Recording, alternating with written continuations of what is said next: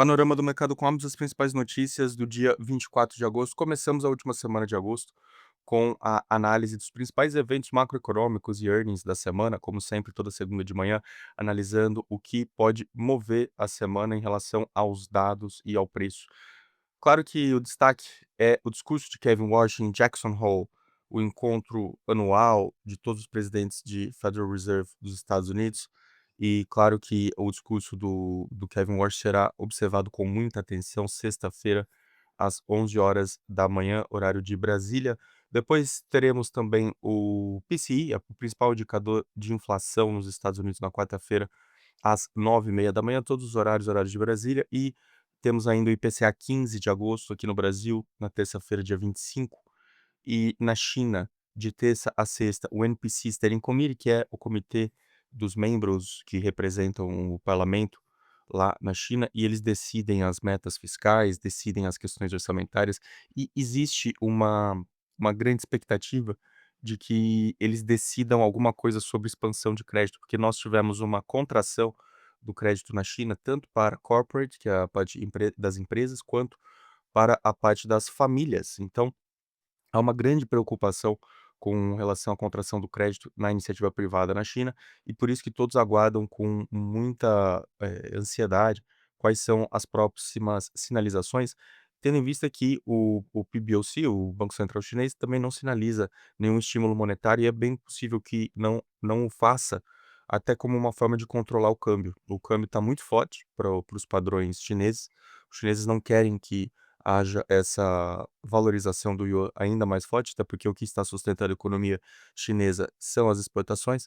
Então, se tivermos um yuan mais forte, é bem possível que haja um problema, e com o dólar também se enfraquecendo na última semana, em razão do que aconteceu com o anúncio do Scott Bessent e a preocupação de manipulação da curva de juros, houve ainda mais um fator adicional para contribuir para um fortalecimento do yuan, e é por isso que as autoridades, principalmente a autoridade monetária chinesa, acompanha com muito cuidado. É o nível mais baixo desde 2023 do câmbio, tá 6,72, e eu realmente olho para isso com muita atenção, porque lembra sempre da dinâmica de que o americano exporta a inflação e o chinês exporta deflação. Então essa é a dinâmica global já há muito tempo, e com esse câmbio sendo fortalecido para os chineses, eles vão ter que fazer alguma coisa para simultaneamente controlar o câmbio, certo? Paralisar nessa faixa, porque eles não querem que se valorize mais, e ao mesmo tempo tentar criar algum estímulo de demanda lá na economia doméstica, e é isso que todos aguardam em relação ao NPC Steering Committee,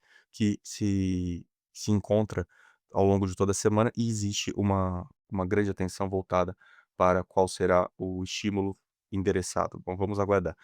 Depois, ainda o quinto evento mais importante será o PIB dos Estados Unidos, a revisão do segundo TRI, que sai na quarta-feira também às 9h30 com o PCI.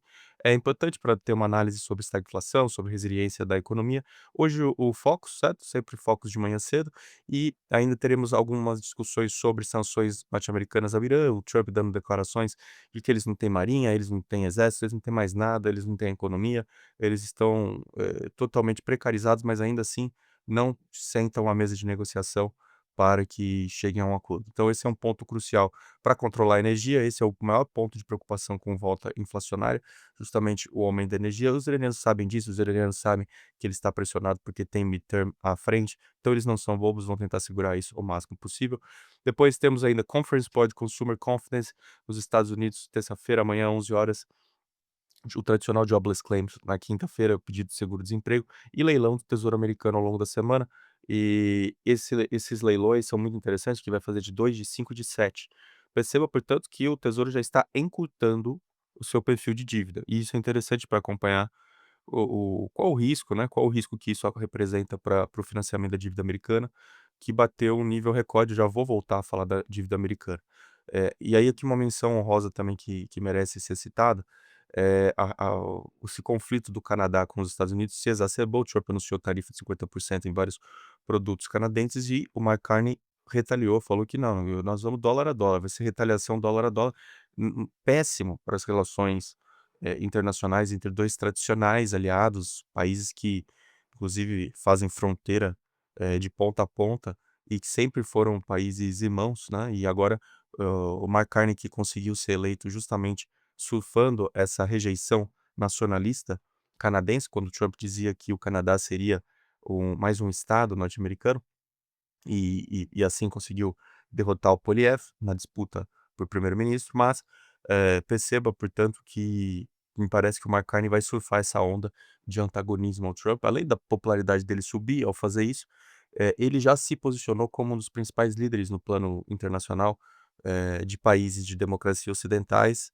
que serão contraponto a uma ruptura norte-americana. Então, lembre-se que é alguém que veio do mercado financeiro, que foi governador do Bank of England, mesmo canadense, foi governador do Bank of England por muito tempo.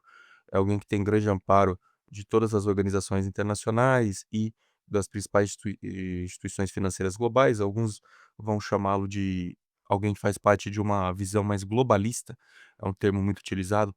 E então, McCartney veio justamente com esse viés de representar uma força geopolítica democrática ocidental antagônica a essa ruptura que o Trump representa. Então, é importante ficar atento. Não acho que isso vai pesar sobre as empresas, não é esse o ponto, mas para mim, me chama a atenção porque começa a mostrar o desenho geopolítico e a movimentação europeia e canadense e de outros aliados que eventualmente se sintam incomodados com a maneira como os Estados Unidos vem conduzindo a sua política, principalmente política internacional e condução dos assuntos com seus principais aliados. Bom, feita essa análise rapidamente aqui dos principais eventos macro, vamos falar dos earnings. O principal earning da semana, que certamente vai ditar o rumo da bolsa americana, é Nvidia. Nvidia solta quarta-feira, depois do pregão, quarta-feira, uma expectativa de aumento de quase 100% de lucro líquido por ação, lucro por ação, EPS estimado de 2,09, receita estimada de 92 bi de dólar, que é mais ou menos 100% de aumento, trimestre contra trimestre, do ano contra ano, né? E é um earning que tem quase uma proporção de evento macro. Então, tá todo mundo olhando, saiu agora cedo no Wall Street Journal também que a Nvidia vai fazer um investimento de 6 bi de dólares numa startup chamada Poolside, que desenvolve modelos abertos de IA. A Nvidia cada vez mais entrando em computação, assim como ela fez com o CUDA, que é uma plataforma de software que dá suporte e desenvolvimento para os engenheiros. Ela está entrando em compute também de IA, porque ela percebeu que os chineses, com esses modelos abertos, se colocaram muito à frente dos modelos fechados americanos de Gemini, ChatGPT e Claude.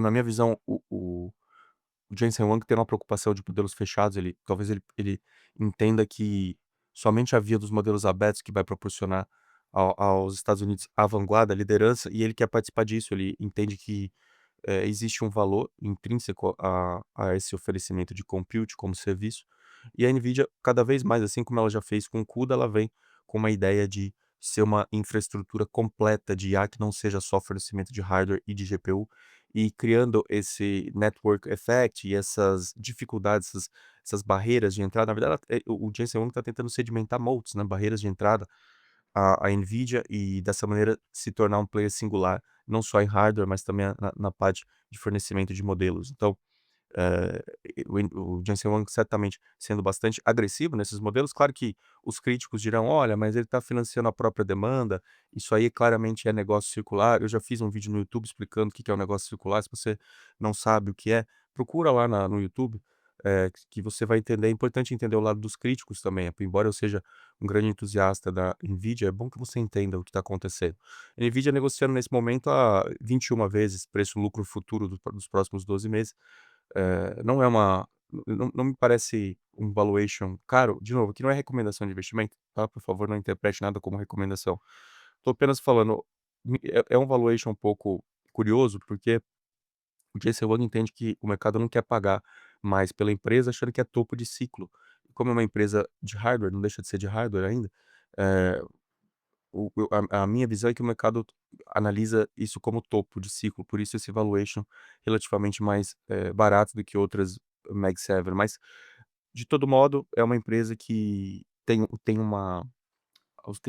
fundamentos que respaldam muito essa geração de caixa muito robusta, margens muito elevadas. É claro que o sarrafo está lá em cima, as expectativas estão muito elevadas em torno do nome, mas é sem sombra de dúvida um protagonista de todo o segmento da inteligência artificial, e tem um CEO inteligente que colocou a família toda para tocar o negócio agora, tem uma visão de longuíssimo prazo e está tentando criar barreiras de entrada aos seus produtos. Então, Dito tudo isso, eu particularmente gosto muito do caso, gosto da empresa, não é recomendação de investimento, você tem que conversar com o seu assessor, com o seu consultor. Tem muita gente que acha que é topo, que é bolha, que ele está inflando a demanda, então você tem que analisar os riscos também, não existe investimento em renda variável sem um risco muito significativo, então tome cuidado, mas só tô tentando aqui traçar um pouco e mostrar um pouco da minha visão, mas riscos existem, de todo modo eu gosto de correr esse risco, é a minha visão. Não é recomendação de investimento, cuidado com isso. Dito isso, outros resultados importantes. CRM, Salesforce vai soltar quarta-feira no After. Depois CrowdStrike, a gigante de cybersecurity. Também já fui grande entusiasta do caso, mas agora eu acho que a ação já foi demais, já andou demais. Não tenho mais posição. Marvell, que é uma importante empresa de foundry, que faz GPUs e faz os custom ASICs também, então é importante para que você acompanhe. É um termômetro da demanda de IA, certamente Marvell pouco conhecida, mas que precisa ser acompanhada, sem sombra de dúvida. Depois na China, BYD, a famosa BYD que está dominando aqui o Brasil, vai soltar resultado, importante para acompanharmos como é que está a demanda de automóveis, e até, quem sabe, se eles dão alguma leitura aqui o que está acontecendo com a América Latina. PetroChina, Sinopec também, essas são empresas chinesas. E depois, voltando aos Estados Unidos, temos Best Buy, Dollar General e Ultra Beauty. Esses são os principais resultados que nós devemos acompanhar. Certamente, Nvidia é um resultado imperdível na quarta-feira e vai ditar o rumo do S&P, por isso que o S&P até abre nessa chamada pasmaceira aqui, meio que de lado, uma leve queda agora nos futuros de manhã cedo, porque nós temos o PCI e a Nvidia dominando na quarta-feira. Todo mundo aguardando e, claro, sexta-feira para ver se o Kevin Morris solta alguma pérola aí para que o mercado possa se posicionar. Então esse é o panorama, lembrando de que o anúncio da semana passada do Scott Bessent foi um negócio terrível, gerou muita, incerteza e dúvida com relação ao dólar. Não sei se ele não projetou isso, olha, será que isso que eu não entendo, né, o Scott Bessent como um grande trader, será que ele não pensou, falou: "Olha, se eu fizer esse anúncio aqui e o mercado não comprar a ideia, será que eu não vou gerar um grande problema para minha moeda?" Ou, agora eu falo ainda de outra forma, será que isso não foi proposital, no sentido de enfraquecer o dólar propositalmente, para deixar a moeda mais competitiva? Tudo isso a gente tem que analisar. Dito isso, eu sou muito entusiasta do ouro num cenário como esse, e você pode ver que o ouro e a prata estão subindo muito, e o ouro não para de subir, vários dias consecutivos de alta, e hoje de novo não é diferente, 4.640 a a onça, e segue subindo um movimento muito forte, e eu particularmente acho que ele tem tudo para se fortalecer diante do que aconteceu. O Bitcoin também subiu muito, mas eu não que eu seja contra a criptomoeda, até tenho um pouco de Bitcoin, mas eu particularmente gosto do ouro, do caso do ouro, como um hedge ao dólar. E claro, ativos reais dolarizados, eu já falei sobre isso, já gravei vídeo sobre isso no YouTube, então você sabe muito bem como eu penso sobre esse assunto. É crise do dólar, mas você pode se proteger, não é dentro do dólar, isso que eu quero dizer. Então toma cuidado com isso, e esse é o panorama de hoje. Eu queria só explorar esses assuntos principais, o que aconteceu semana passada, como se conecta com os eventos dessa semana. O PCI provavelmente vai referendar um Fed que não sobe juros no próximo encontro, a menos que venha uma catástrofe no PCI, mas eu não acho que tem essa probabilidade. E setembro, aparentemente, a probabilidade foi descartada de aumento de juros, então o mercado segue. Não, o mercado nesse momento, engraçado, né, por indicadores técnicos, não existe nada muito, não viés comprado nem nada. Se você olhar os principais indicadores aqui, não tem nada que indique que está sobrecomprado ou sobrevendido, não tem, está neutro, o mercado nesse momento está neutro.